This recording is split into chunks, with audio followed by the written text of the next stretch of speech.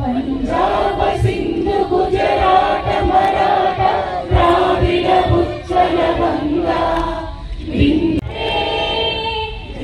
जय जय जय हे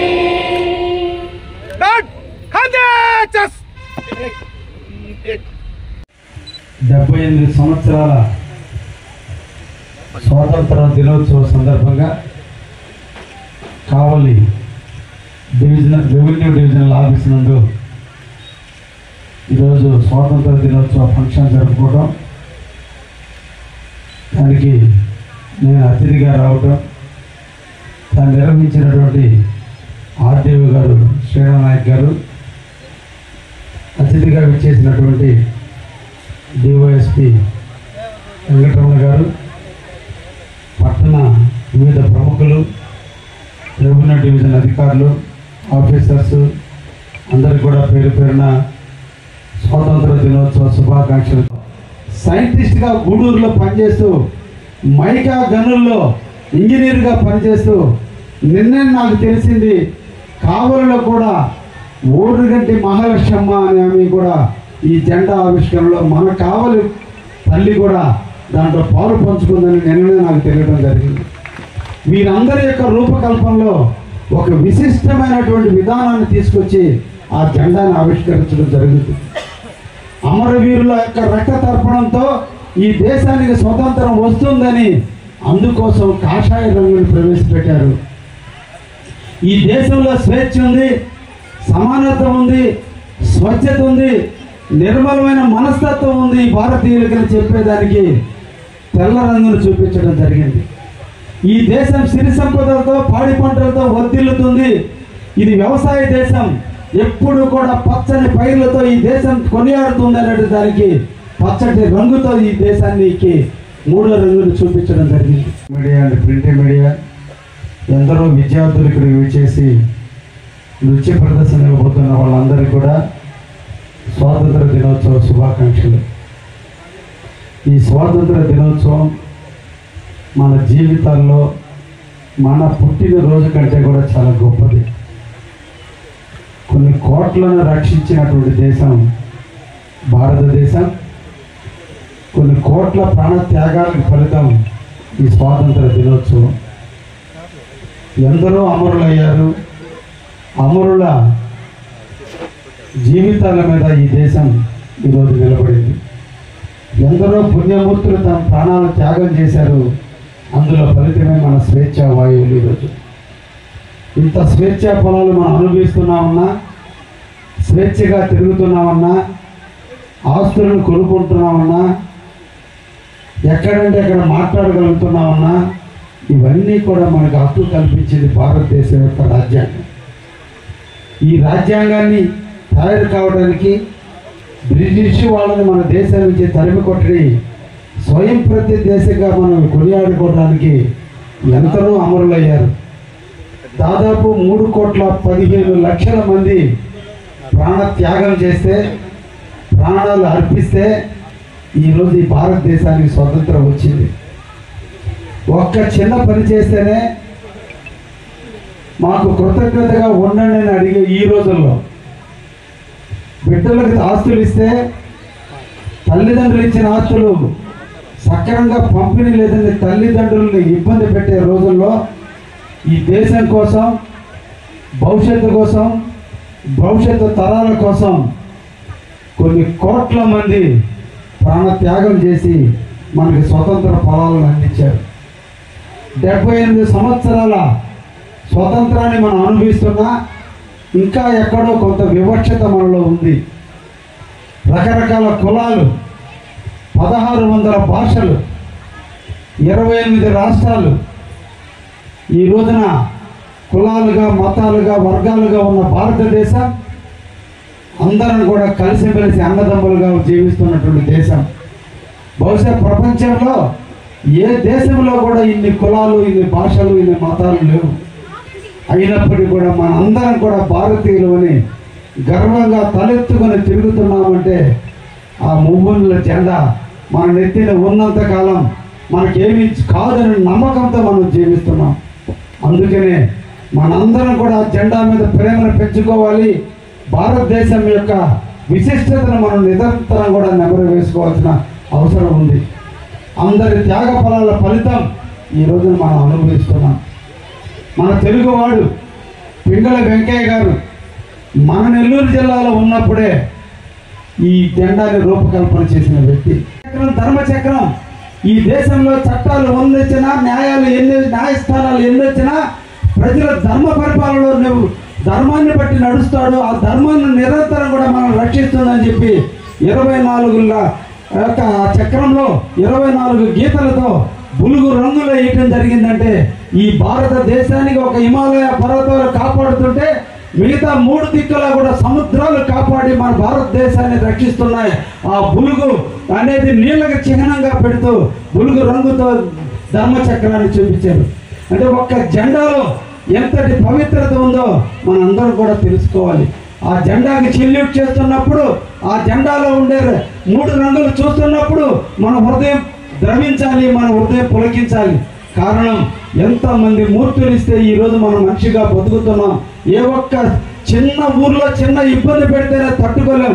అటువంటి ఇతర దేశస్తుల యొక్క ఫలాల్లో మన పూర్వీకులు ఎంత నష్టపోయి ఉంటారో, ఎంత ఇబ్బందులు ఎదుర్కొని ఉంటారో ఈరోజు చేసేటువంటి స్వేచ్ఛ ఆయువులన్నీ కూడా అమరుల యొక్క ఇది. కాబట్టి మనందరం కూడా మిమ్మల్ని ఈ సందర్భంగా అందరినీ కోరుకుంటున్నా, ఉన్న ఊరిని ప్రేమించండి. మొదట మాతృదేవో భవ, 2 పితృదేవో భవ, 3 ఆచార్య దేవో భవ. గురువు పాఠాలు నేర్పే గురువు తండ్రి తల్లితో సమానం అని పెద్దలు చెప్పారు. దానికంటే కూడా జన్మభూమిని కూడా మనం ప్రేమించుకోవాలి.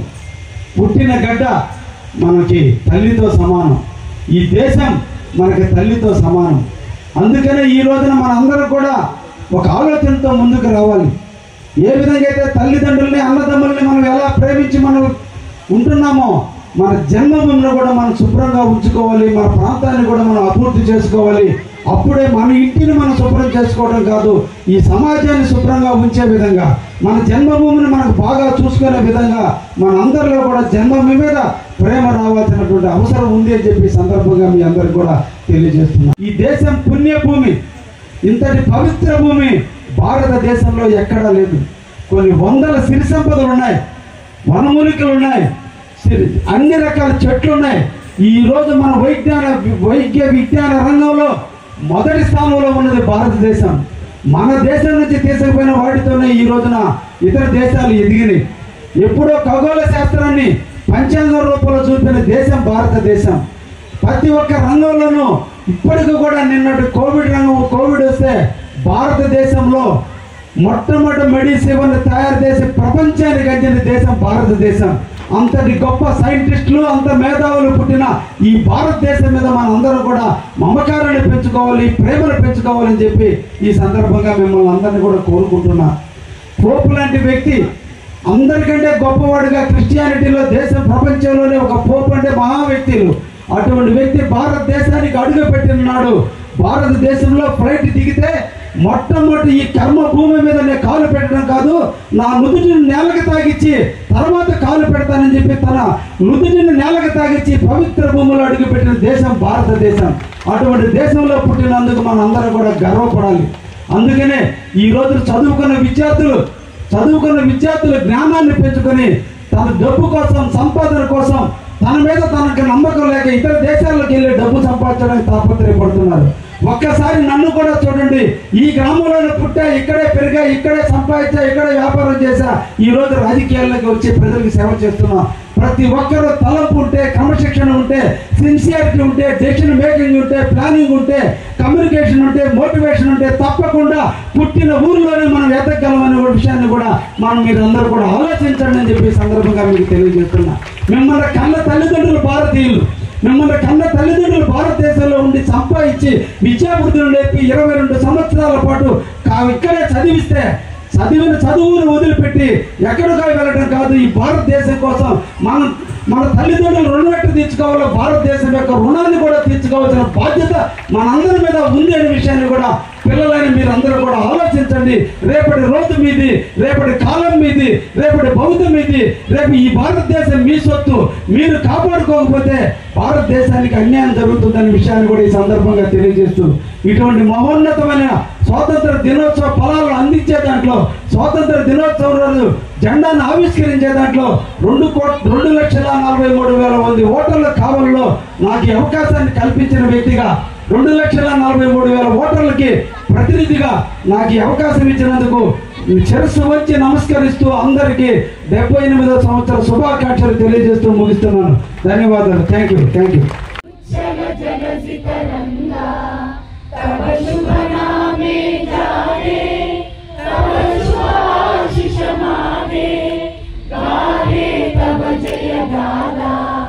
జనగణ మంగళదాయక జయ హే భారత భాగ్య విధాత జయ హే.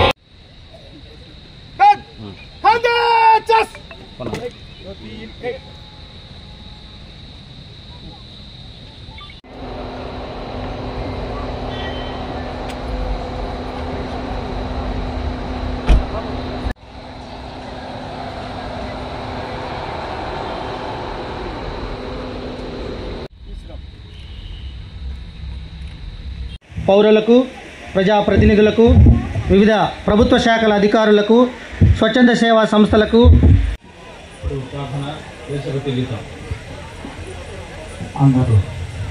మాతరం వందే మాతరం సుజలాం సుఫలాం మలయజ శీతలాం సస్యశ్యామలాం మాతరం వందే మాతరం సుప్రజోష్ణ పులకితయామిని. కావలి అనే ఒక ఐకాన్ సింబల్ ని ఆవిష్కరణ మహోత్సవాన్ని చేపట్టారు. అంతేగాక జాతీయ భావాన్ని పెంపొందించే ఉద్దేశంతో గతంలో కావలి పేరును నలుదిక్కులా వ్యాపింపజేసిన మహనీయులు మరియు శాసనసభ్యులని నేటి తరానికి పరిచయం చేస్తూ ఒక ఫోటో గ్యాలరీ కూడా ఏర్పాటు చేసి ఉన్నారు. అంతేగాక స్వాతంత్రం కొరకు శాంతియుతంగా పోరాటం జరిపి భారత జాతిని విదేశీ పాలకులకు కబంధ హస్తాల నుండి విముక్తి కలిగించిన మన జాతిపిత గాంధీ మహాత్ముడు మరియు మన తెలుగు జాతి ఔన్నత్యాన్ని ప్రపంచం నలుచెరుగుల వ్యాపింపజేసిన మహనీయులు మాజీ ముఖ్యమంత్రి వర్యులు శ్రీ మాన్యశ్రీ నందమూరి తారక రామారావు గారు ఈ జాతికి నిరంతరం గుర్తుండే విధంగా వారి చిత్రపటాలను ఆవిష్కరణకు సంకల్పించిన గౌరవ కావలి శాసనసభ్యుల వారి ఆకాంక్ష శ్లాఘనీయం. స్వాతంత్ర దినోత్సవం సందర్భంగా కావలి రెవెన్యూ డివిజన్ పరిధిలో శ్రీయుత జిల్లా కలెక్టర్ ఓ ఆనంద్ గారి పర్యవేక్షణలో శాఖాపరంగా అమలుతున్న కొన్ని ముఖ్యమైన అభివృద్ధి మరియు సంక్షేమ కార్యక్రమాల ప్రగతి వివరాలను మీ ముందు ఆవిష్కరించడం ఎంతో సంతోషకరం. కేవలం 3 జాతీయ పండుగలు మాత్రమే ఉన్నాయి. వీటిని దేశ ప్రజలందరూ ఘనంగా జరుపుకుంటారు. 1 స్వాతంత్ర దినోత్సవం, 2 గణతంత్ర దినోత్సవం, 3 మహాత్మా గాంధీ జయంతి. స్వాతంత్రం తర్వాత భారతదేశం ప్రపంచంలోని అతిపెద్ద ప్రజాస్వామ్య దేశంగా అవతరించింది. దాదాపు 2 దశాబ్దాల పాటు బ్రిటిష్ వారు ఈ దేశ పౌరుల్ని బానిసలుగా చూశారు. వారికి వ్యతిరేకంగా దేశ స్వాతంత్రం కోసం మహాత్మా గాంధీ, జవహర్లాల్ నెహ్రూ, సుభాష్ చంద్రబోస్, చంద్రశేఖర్ ఆజాద్, భగత్ సింగ్ వంటి స్వాతంత్ర సమరయోధులు మార్గదర్శకత్వంలో ప్రజలు ఉద్యమించారు. వీరిలో కొందరు అహింసా మార్గంలో పయనిస్తే మరికొందరు హింసా మార్గంలో కూడా పోరాడారు. అయితే బ్రిటిష్ వారి నుండి స్వాతంత్రం పొందడంలో గాంధీ మహాత్ముని పాత్ర అత్యంత కీలకమైనది. ఈ క్రమంలో భారతదేశం తన 78వ సంవత్సరం స్వాతంత్ర దినోత్సవం ఆగస్టు 15, 2024న జరుపుకుంటున్నది. ఇది 1947 నుండి 77 సంవత్సరాల స్వాతంత్రాన్ని సూచిస్తుంది. స్వాతంత్ర దినోత్సవం రోజున పాఠశాలలు, ప్రభుత్వ కార్యాలయాలు, బహిరంగ ప్రదేశాలలో త్రివర్ణ పతాకాన్ని ఎగురవేయడంలో ఈ రోజు ప్రారంభమవుతుంది. ఆ తర్వాత దేశభక్తి గీతాలు పాడటం, సాంస్కృతిక ప్రదర్శనలు జాతీయ భావం నింపుతాయి. దేశ రాజధాని ఢిల్లీలో చారిత్రాత్మక ఎర్రకోట నుండి దేశ ప్రజలందరినీ ఉద్దేశించి గౌరవ ప్రధానమంత్రి గారు ప్రసంగిస్తారు. దేశం సాధించిన విజయాలను ప్రతిబింబిస్తూ నిరంతరం ప్రగతి ఆవశ్యకతను విశదంగా తెలియజేస్తారు. స్వాతంత్ర దినోత్సవం అనేది గతానికి సంబంధించిన వేడుక మాత్రమే కాదు, దేశం ఉజ్వల భవిష్యత్తు కోసం ఎదురు చూసే అవకాశం. ఇది భారతదేశానికి మౌలిక ఆధారమైన భిన్నత్వంలో ఏకత్వం, ప్రజాస్వామ్య విలువలు గుర్తు చేస్తుంది. ఈ రోజంతా భారతదేశ గొప్ప సాంస్కృతిక వారసత్వం వైవిధ్యాన్ని ప్రదర్శిస్తూ దేశవ్యాప్తంగా వివిధ కార్యక్రమాలు కవాతులు జరుగుతాయి. ప్రజలంతా స్వాతంత్ర ఉద్యమంలో పాల్గొన్న స్వతంత్ర సమరయోధులకు నివాళులు అర్పిస్తారు. దేశం పట్ల తమకున్న భక్తిని చాటుకుంటారు. అంతేకాదు దేశ ప్రగతి ముందున్న సవాళ్లను అంచనా వేసుకుని వాటిని సమర్థవంతంగా ఎదుర్కొనే విధంగా భవిష్యత్ కార్యాచరణకు ఒక ప్రణాళిక రూపొందించుకునే సమయంగా ఉపయోగపడుతుంది. రాబో తరాలకు బలమైన, సమగ్రమైన, సుసంపన్నమైన దేశాన్ని నిర్మించాలనే నిబద్ధతను పునరుద్ధరించేందుకు ఈ స్వాతంత్ర దినోత్సవం ఒక శుభారంభం. బౌద్ధులు, జైనులు, పారసీకులు, హిందూ ముస్లిములందరినీ బౌద్ధులు, జైనులు, పారసీకులు, హిందూ ముస్లిములందరినీ లెక్కకు నిలిచిన మతాలెన్నిటినో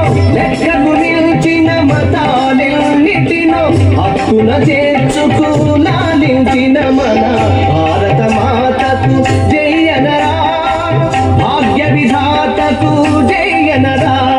వందే మాతరం, వందే మాతరం, వందే మాతరం. అదిగో చూడండి, మన యొక్క జాతీయ పుష్పం కమలం.